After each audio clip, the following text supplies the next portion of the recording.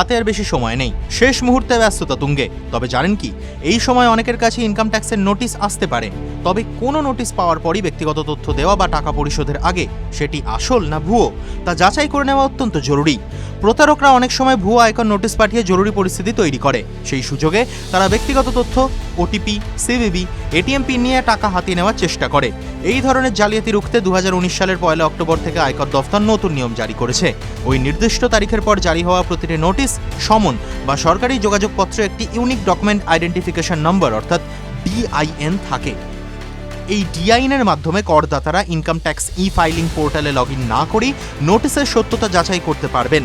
ফলে সহজেই বোঝা যাবে সেটি সত্যিই আয়কর দফতর পাঠিয়েছে নাকি কোনো প্রতারণার ফাঁদ। নোটিশটি সত্যি আয়কর দফতর থেকে জারি করা হয়েছে কিনা সেই বিষয়ে নিশ্চিত হওয়া যাবে। ভুয়ো পেমেন্টের দাবি বা ব্যক্তিগত তথ্য চাওয়ার মতো প্রতারণা থেকে সুরক্ষা দেয়। বৈধ ডিআইএন ছাড়া জারি হওয়া যোগাযোগ সাধারণত অবৈধ বলেই গণ্য হয়। এক্ষেত্রে কিছু নির্দিষ্ট ব্যতিক্রম আপনাকে মাথায় রাখতে হবে।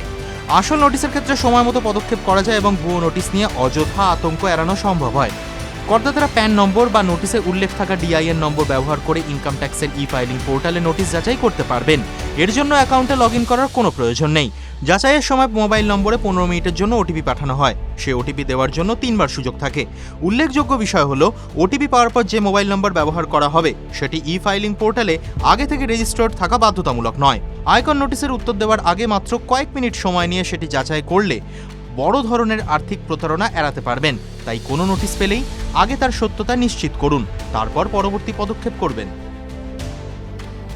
TV9 Bangla digital.